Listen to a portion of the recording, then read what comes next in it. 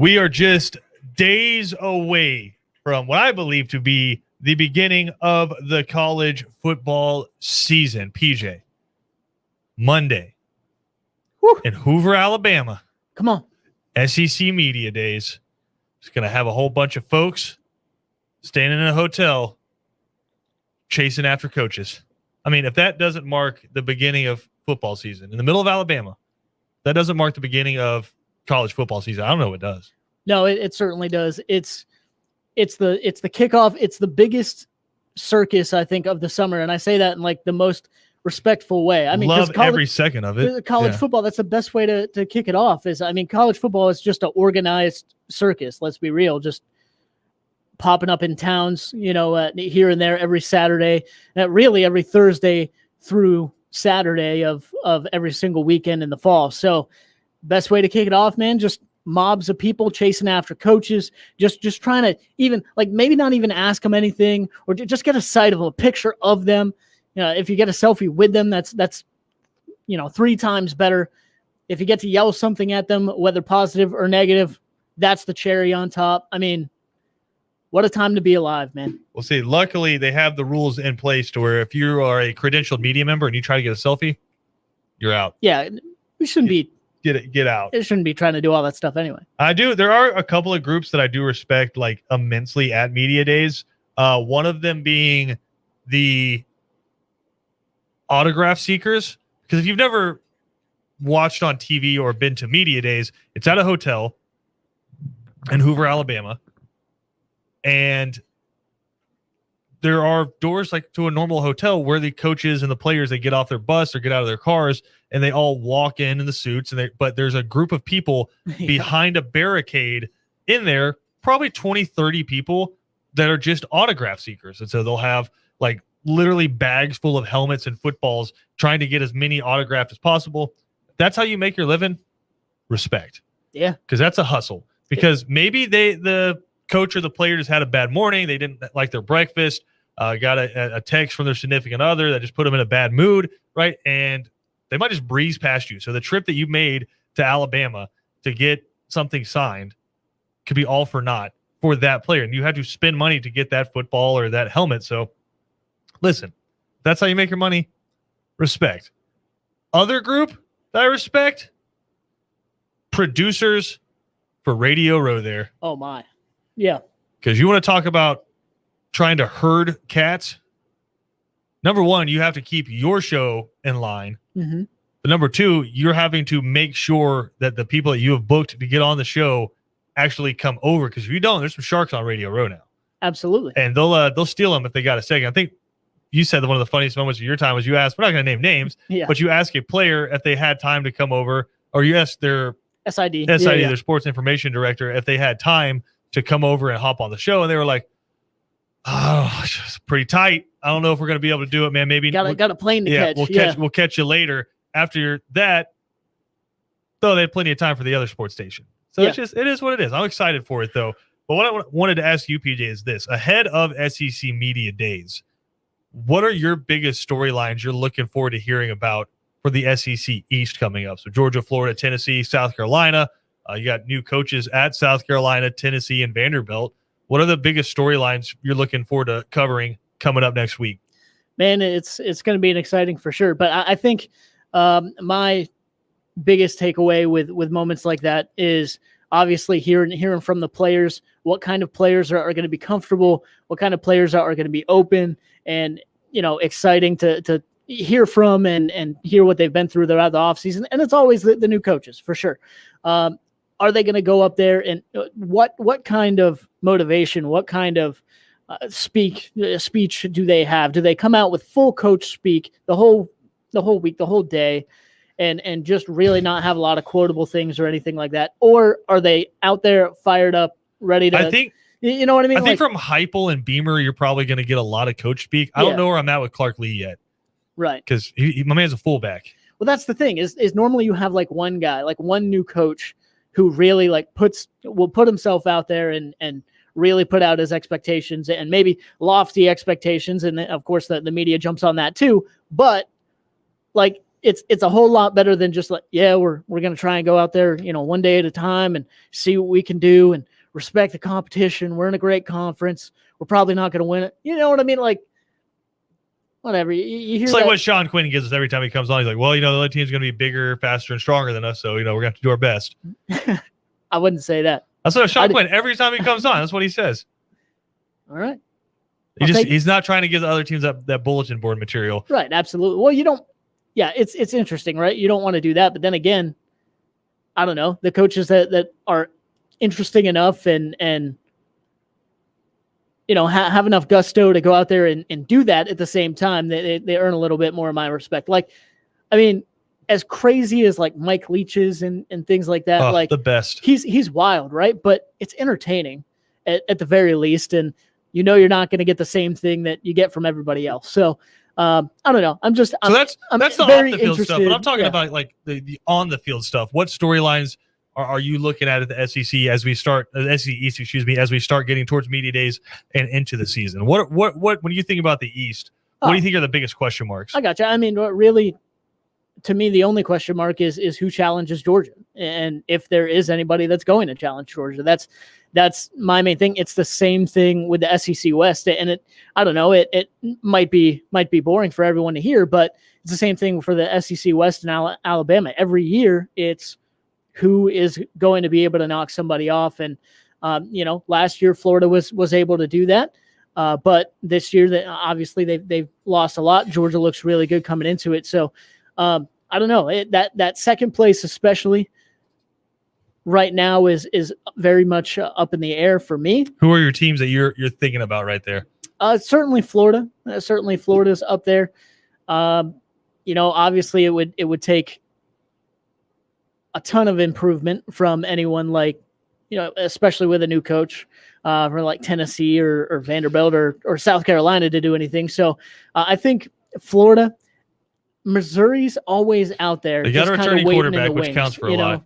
Connor Bazelak was good for a true freshman last year. Yeah, and I'm waiting to see how good Kentucky can be as well. Like that's where I think that's a wild card. I think it's right? Florida, Kentucky, Missouri, right? And for Florida, I don't know that enough people are giving them credit. Phil Steele had them ranked as 27. That defense is going to be nasty. I mean, Brenton Cox, Ventrell Miller, Kyer Elam, like they have a really good core set of players on that defense. And I think a lot of guys on that defense as well that are relatively underrated.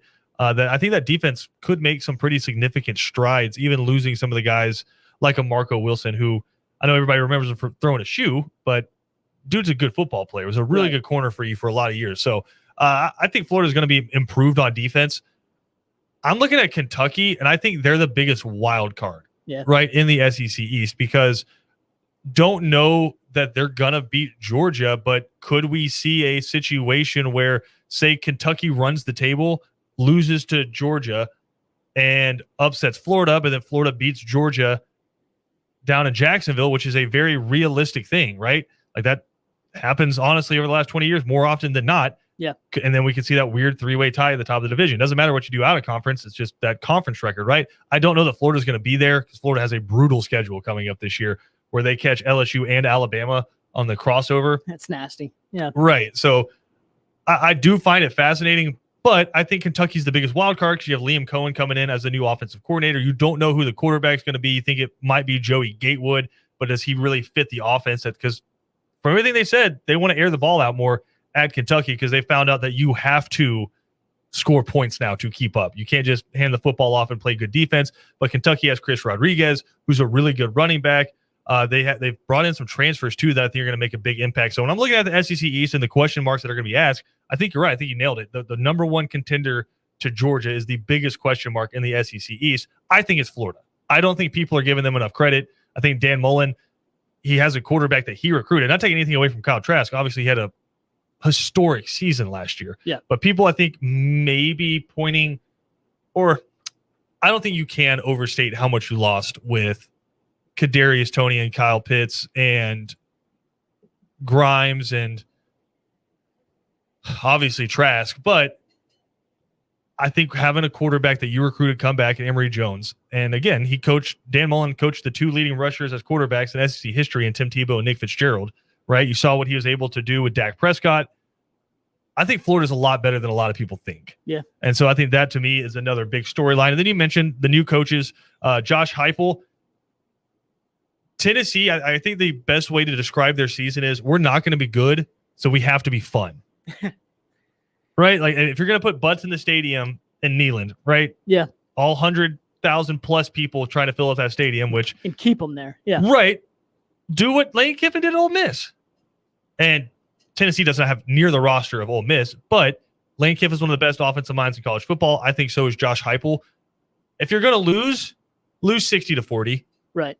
Right? Don't get beat 35-13 because that's just not fun to anybody. At least have some highlights, right? Just if you're going to lose in an entertaining fashion. Yeah. And I think that's what we're going to see from Tennessee. If anyone tells you what to expect in terms of player personnel, in terms of formations, in terms of what the offense is going to look like at Tennessee right now, they are way smarter than I am. Because right. Tennessee, in that transfer portal, like 40 to 50% of the transfer portal in the SEC was Tennessee. Losing guy after guy after guy after guy in that transfer portal. So if anyone tells you what to expect from Tennessee in 2021, they either have a crystal ball or they're a snake oil salesman. Right. That's all. That's where I'm at with that. But I'm so excited for media days. They did announce the players yesterday that will be attending. For Georgia, it's going to be JT Daniels and Jordan Davis, which I think makes sense. I think if you had to pick two guys, one offense, one defense, that's who most people I think would choose. Jordan Davis choosing to come back for his senior season. JT Daniels, obviously biggest name on your team for sure coming into 2021. So appreciate Kirby Smart bringing those guys because it should be really fun to catch up with them.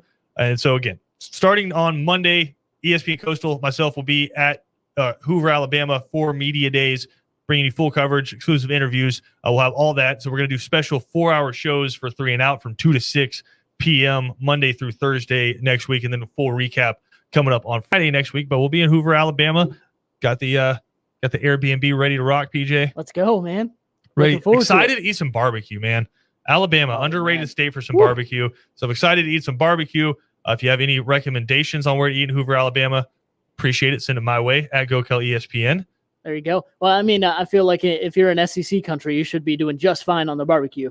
Like I said, though, it's like everybody talks about South Carolina and Texas when it comes to barbecue. Right. I think Alabama's got some underrated barbecue.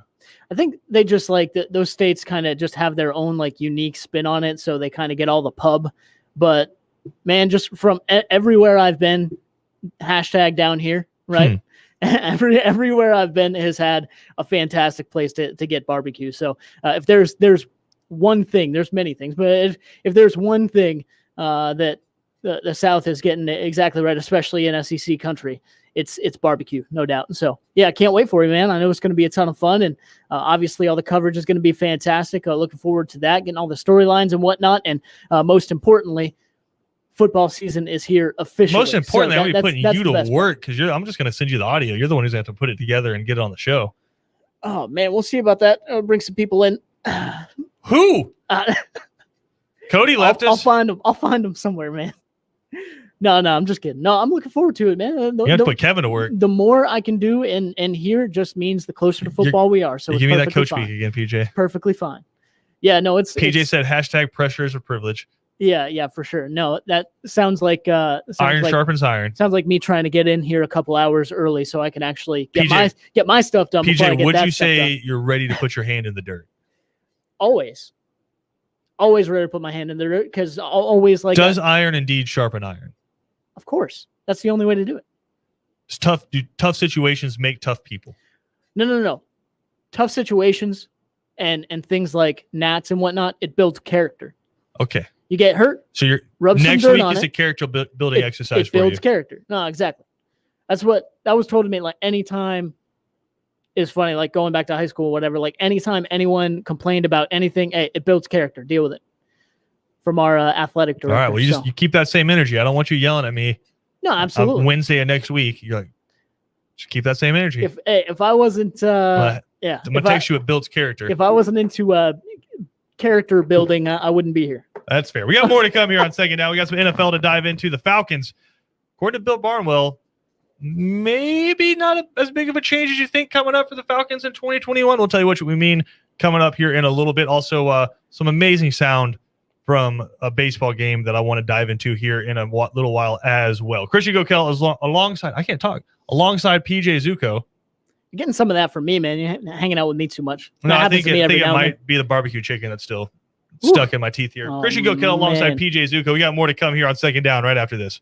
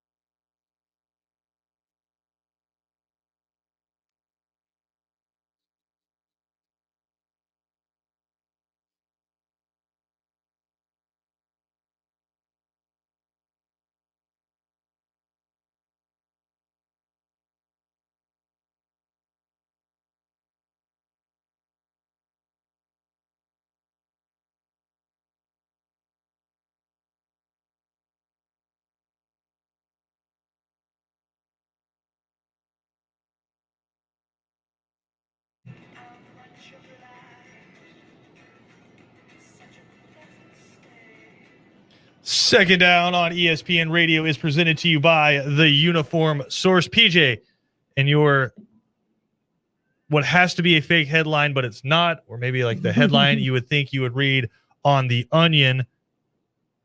Tennessee schedules Georgia as its homecoming game. Wow. Man, they're really looking forward to a disappointing homecoming night, huh? I mean, I guess you got to schedule somebody. Yeah.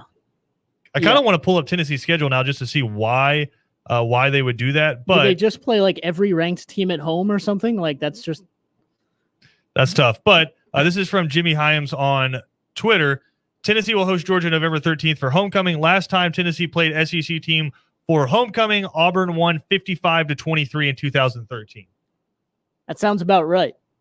That sounds like a perfect preview of what's about to happen there. I mean, what in the world? I'm trying to think. 2017, the year Georgia shut out Tennessee at home. I think it was 41-0. Yeah. And then the last time Georgia played Tennessee up in Neyland, I think Tennessee kept it close for a little bit, but Georgia was able to pull away there in 2019 at the end. But I mean, yeah, that's the one where Eric Stokes came off the edge and just absolutely obliterated the Tennessee quarterback. And yeah, someone scooped and scored that for a touchdown. Was it Monty Rice? It might have been. I don't know. I might be thinking of two. No, that was last year against Tennessee. Someone scooped and scored it for a touchdown. The one you were thinking of is like it was like 14-14, and everyone was kind of scratching their heads, and then all of a sudden, Georgia opened the just floodgates. ran away with it. Yeah. No, I think it was Trey Crowder back in 2019 that scooped that ball up and took it back for a touchdown against Tennessee. But either way, just an interesting decision there from Tennessee. I thought that was pretty funny when I came across it. But PJ, Bill Barnwell on ESPN.com, he put out his against the grain NFL predictions for 2021. He did 6 of them, and one of them that he included in there were the Atlanta Falcons. And his prediction is that even without Julio Jones, the Falcons offense takes a step forward in 2021. I think that's pretty fascinating because I think if you asked abstractly in a vacuum, does Julio Jones make every NFL offense better? I think the answer would be yes. Right. Like, can you think of an NFL offense that if you add Julio Jones, it doesn't get better? Not really, because even if like you'd be moving him to the 2, it's not like he would be replacing your main wide receiver, right? And even in that, you're talking about the guys we talked about yesterday on the show. So like DeAndre Hopkins, or so, like you give Kyler Murray, DeAndre Hopkins, and Julio Jones, things are just going to get better. They're not going to get worse. And obviously, if you give a bad team Julio Jones, they're going to get that much better to have him to throw to. So no, that doesn't. Yeah, just like think about the best offense. If you put Julio Jones on the Packers offense, it gets better. It's not going to make them worse. Yeah. If you put him on the Chiefs offense, it gets better, right? I mean, would you rather have Sammy Watkins out wide or Julio Jones? People could argue, do you have too many mouths to feed? And if that's my problem, I got a good problem. Yeah, I was about to say that's a very good problem to have. So I think the way Bill Barnwell is phrasing this isn't that because Julio Jones is gone, the Falcons are going to be better. I think what he's saying is, given all of the circumstances and all the factors inside of this, the Falcons are going to be better on offense. So what are those factors, right? I want to give you the exact quote. He says, even given Jones's departure, the Falcons are still likely to improve in 2021. What are the other factors that would help in this? Because I think almost as important as losing Julio Jones, and you may laugh, but I think this is a pretty big deal. You also lost Alex Mack, right? Who was your all-everything center for the past few years and who had been pretty much the only staple on your offensive line outside of Jake Matthews, right? And he's been, I'd say, consistently performed better than Matthews for their given positions. So what are those factors? I think number one, you have to start with Arthur Smith, right? Who was the offensive coordinator for the Tennessee Titans. Now he's your head coach, but he's also going to be calling plays for the Atlanta Falcons. And I don't know if we're familiar enough with Arthur Smith's work as Falcons fans, right? If I had to put it out there to people in the car, who do you think had a higher total offense in 2020? The Titans or the Chiefs? I think a lot of people would say the Chiefs. I think most people would say the Chiefs. Yep. It was the Titans. The Titans actually finished 2 spots ahead of the Chiefs and were more efficient on the ground, obviously because of Derrick Henry, but a more efficient offense, less turnovers than the Chiefs, and ranked ahead of them in total offense. The Titans were 4th in the total offense in the NFL, I believe, behind the Packers, Bills, and I'm blanking on the third one. It's the Packers and the Bills, and there's a third one. But then the Titans, with Ryan Tannehill as their starting quarterback. Exactly. But that's the thing, right? Is you can have Derrick Henry and still use him in an incorrect way, or still, put too much of a load on him or Sure. something like that. And obviously having Ryan Tannehill as the quarterback is even more impressive. Not saying he's the worst quarterback in the league, but I think he's been consistently okay. yeah, exactly. So being able to have that offense up there with the numbers of teams like the Chiefs and like the Packers and the Bills, some of the most efficient and obviously best offenses in the NFL, is insanely impressive when you look at kind of what he was working with, right? And that's even not even having Julio Jones yet, just really relying on AJ Brown, who really came into his own last year as the number one guy last year. Who was it? Corey Davis? Yeah, for sure. So, and Jono Smith, who's now with the Patriots. But still, he had some guys to work with. But again, I think we need to lend some credence to the fact that he's looking at this offense and saying, I have Calvin Ridley and Matt Ryan. That's a good starting point. I can do a lot with that. Another factor I think you have to add in there too for Bill Barnwell is how much can having Kyle Pitts sort of, you're not going to completely eliminate, but pad the impact of losing Julio Jones. Because we were talking about this yesterday. I still think Julio Jones is the top 3 receiver in the league. So you don't get better by losing that, but no. I think you can get better with other circumstances being added to it, i.e., you don't have the guy calling the plays for you that you had calling the plays for you last year. You also have Arthur Smith, and you got the best pass catcher, most would say, best weapon in the draft, tight end with a wingspan longer than any tight end we've ever seen in the history of the NFL draft. Yep. Right? A weapon that we haven't really seen. Maybe Darren Waller's the closest comparison, but Kyle Pitts just a little bit different. Maybe a little bit faster than him and just brings something a little bit different than what Darren Waller brings. So I think you add in those factors, Calvin really kind of rounding into his own quietly. Mike Davis is now your starting running back who filled in really well when Christian McCaffrey was hurt for the Panthers. I think I agree with Bill Barnwell. I think the Falcons offense will be better in 2021. Now, does that mean that total yards will change? Probably. But I think the most important thing when you talk about improving, and I've harped on this over and over again, it's inside the red zone. The Falcons can move the ball. Like throughout Matt Ryan's entire career, the Falcons can move the ball from 20 to 20, right? Those 60 yards, Falcons, unbelievable in there. Absolutely. But once you get to the 20, it's like you put a brick wall up across the goal line, and the Falcons can't get through it. I think adding Kyle Pitts and as creative as Arthur Smith is, I think keeping Hayden Hurst is a big deal. Yeah. Because I think that if you have Kyle Pitts and Hayden Hurst on the field at the same time with Calvin Ridley and, Russell Gage, good luck trying to cover that. I think that gives you a multitude of options inside the red zone. And what it has always been is first down, try to throw a slant to Calvin Ridley. Second down, maybe try to run it or try to pop pass to a tight end. Third down, fade to Julio. Yep. Right. This just allows you, I think, a little bit more creativity inside this offense. So I think with all of those factors, Falcons could definitely improve on offense. Yeah. I think it all comes down to, like you said, efficiency and balance, where you're not just throwing it to the outside no matter what. And that's the only thing that you can do, especially, again, in the red zone. And that's what made Kyle Pitts to me an unmissable target on draft night when he fell to the Falcons there in the draft. So, yeah, I'm with you there. I think, obviously, the phraseology of, the statement of the headline likely could have been a little improve. bit different. Yeah. So I don't think, again, as you were mentioning, I don't think just taking away Julio Jones to any team is going to make you better. Of course, it's going to make you a lot worse. But what they've been able to do after that, or not after that, what they've been around it, I guess. Yeah. In lieu of that, I guess, to be able to get a creative offensive mind, to manage your team, and having red zone targets, being able to balance out the field, not just have your main targets on the outside that you're going to be looking for, that in the red zone, obviously those routes get simplified, right? You don't have as much room to work with. It certainly favors. Okay, you don't have enough room to work with in the red zone. It favors the defense, obviously. So that ends up being able to spread out the field that little bit more for your wide receivers to get open. If the coverage is focusing on those wide receivers, then you have, again, the biggest wingspan in draft history and a huge target in Kyle Pitts. And guess what? If he's covered, like you said, if Hayden Hurst is on the field, he can get open too. Good luck covering Calvin Ridley one-on-one. Exactly. When he can just has to work in a 5-yard space. For sure. I think it's interesting. Like you said, it's the phraseology of it. But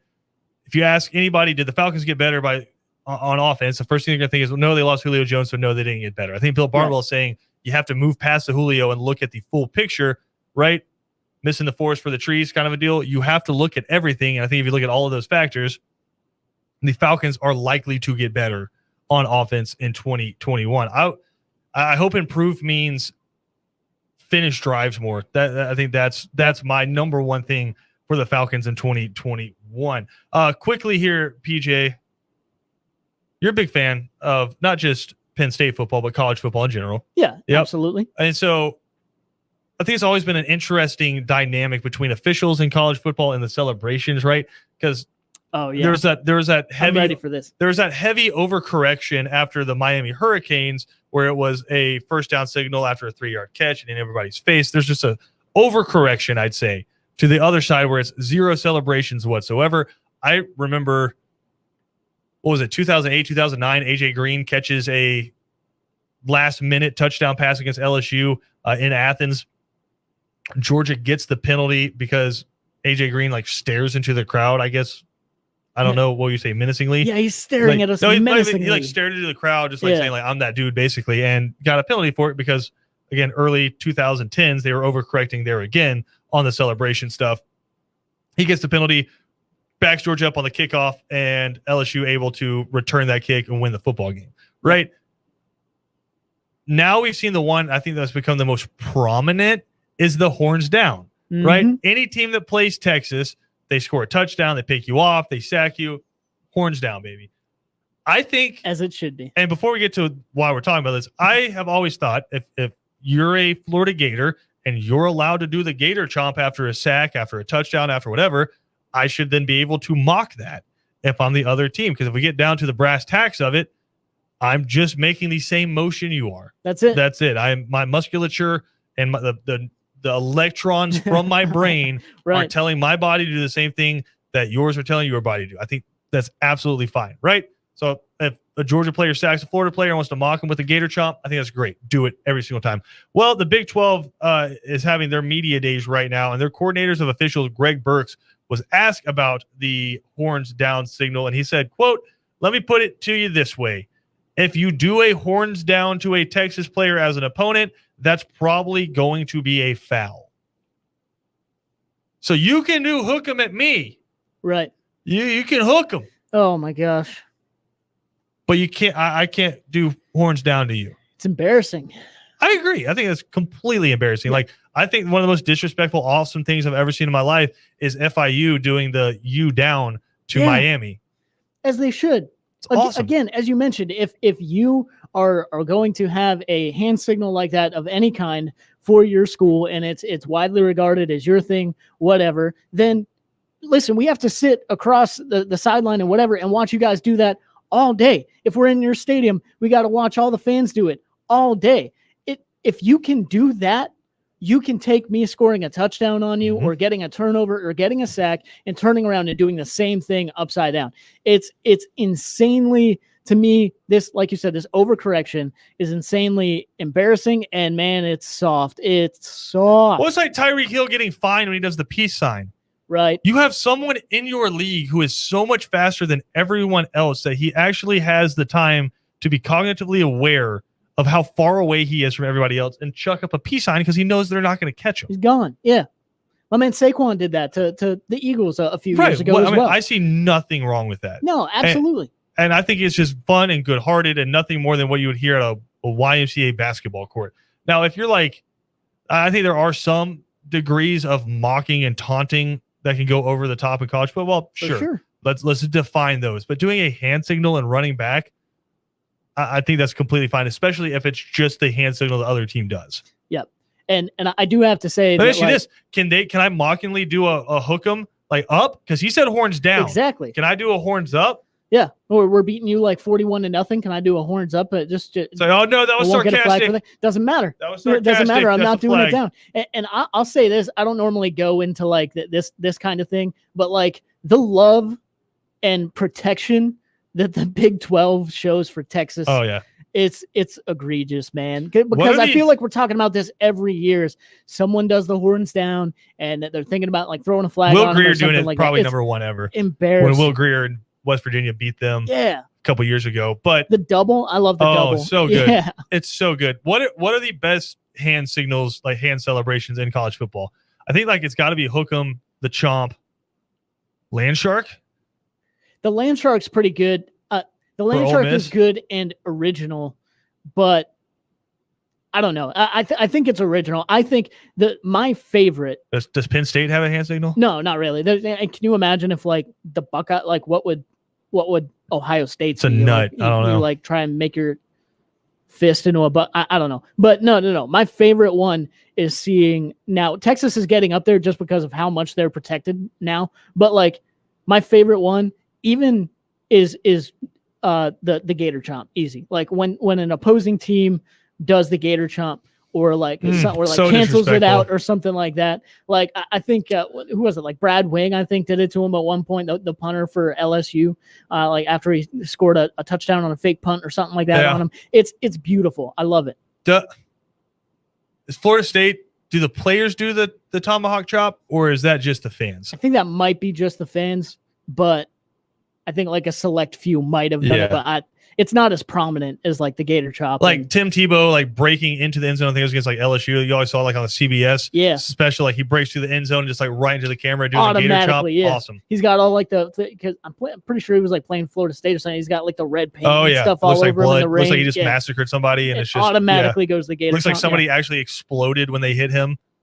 I think Kentucky beat Florida like forever ago, and it was on a game. I think it was like 2 years ago. Was that 2 years ago? No.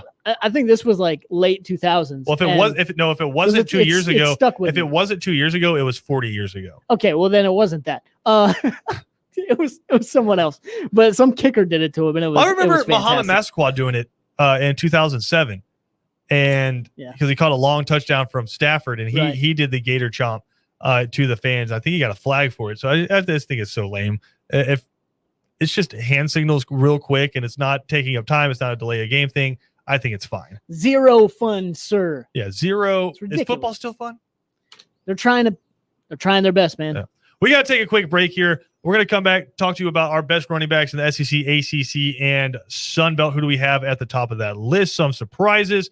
But quickly here, big show coming up today on 3 and Out. We'll catch up with Bubba Chandler.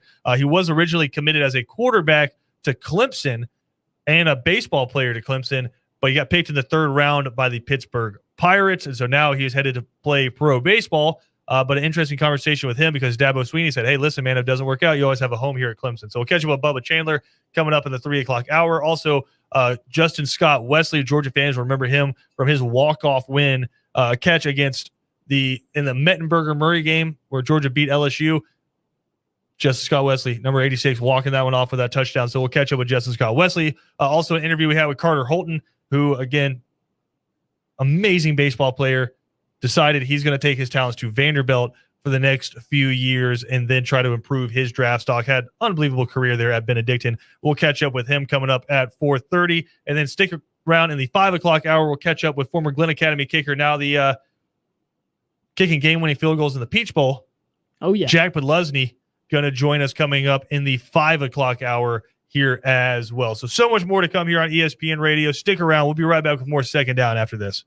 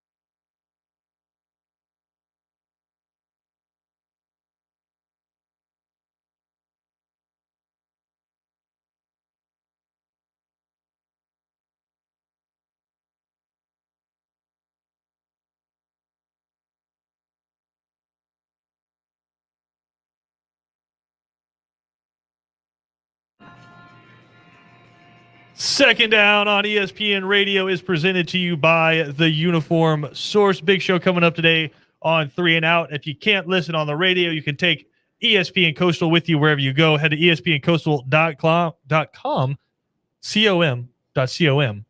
and hit that Listen Live tab. You can take ESPN Coastal with you wherever you go. PJ, we work with Kevin all the time. Actually, first, we have an important update. We were talking about Tennessee scheduling Georgia as the homecoming game, right? Which, interesting, but, it is what it is. People are allowed to make their own choices. I'm looking at their schedule. I'm like, why? Why would you choose Georgia? I want you to guess who they play the week after Georgia. 7 calendar days. I'm guessing their crossover game with Alabama. That is incorrect. South Alabama, right state, wrong school. So if Tennessee would just wait 7 damn days. Yeah. What in the world, man? I mean, I guess you just gotta get that homecoming in. You can't let it be on the November 20th. It has to be on November 13th. I mean, the 2 weeks prior to that, you're on the road at Alabama and at Kentucky. So you're probably coming off of 2 straight losses, significant losses, if I'd imagine. Then you want to do homecoming against Georgia? Yeah, man. Or do homecoming early and October 9th, you got South Carolina at home. October 16th, you have Ole Miss at home. Why? I mean, at least against Ole Miss, you're going to be entertained, right? Because there's going to be a lot of points on the scoreboard. There's so many points and 0 defense. Exactly. You actually have a chance to win, possibly against South Carolina in that one. So that's a possibility. I think, like, for whatever reason, I just think they've designated those few weeks. They just want to go through as much pain as possible. I don't know why. So that's fair. Homecoming against Georgia. Like, that might be it. They might be like, this is going to be bad, so we need something to sell tickets to that game. Right. Homecoming. It might be. Yeah. Homecoming. Okay, well, we figured it out. That might be the marketing. Quickly here, too. We'll do our top 10 running backs coming up on 3 and Out. We'll do it with the guys. But quickly here, I want to get to this audio. We work with Kevin every day. He's a Little League coaching legend. Absolutely. And so I want to paint the picture for you. This audio here, courtesy ESPN.com. There's a rather large child standing on second base who is taking Little League very seriously. Yeah. And his teammate is batting, and the pitcher throws inside, and the teammate batting jumps out of the way of the pitch, just natural instincts. Here's the audio of the reaction from the kid standing on second base who is taking this very seriously. I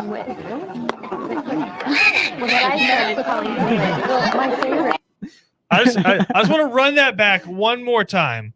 He is so mad. Pitch inside, looking at his teammate. Yeah. He's like, we got to win this ball game, man. You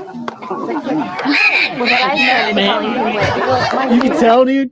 You can tell. Just let it hit you. With kids like that, too, when they're, like, super into it, like, super mad or whatever, that, like, they start to yell and that, like, squeal comes out first. Like, you're in an awkward stage in your life where your voice is transitioning between 2 different things.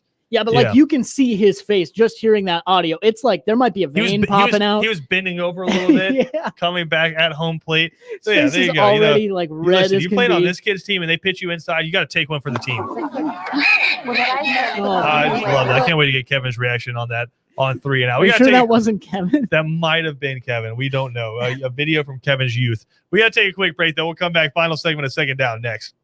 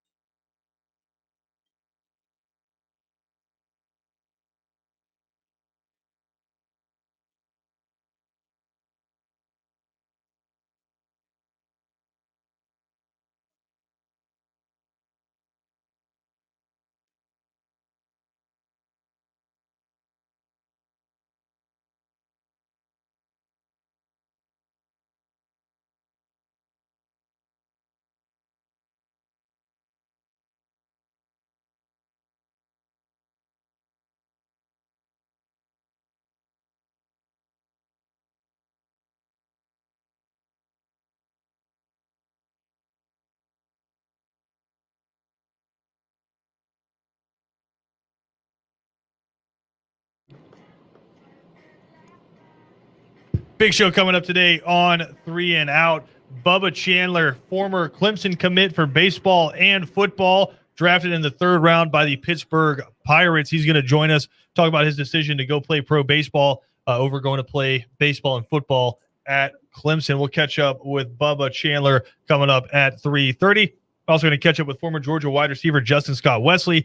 Just kind of relive some great memories of him from his time at Georgia. Again, a game-winning touchdown catch against LSU. I think Ray Drew with the game-sealing sack in that one as well. Either him or Leonard Floyd. I have to go back and look.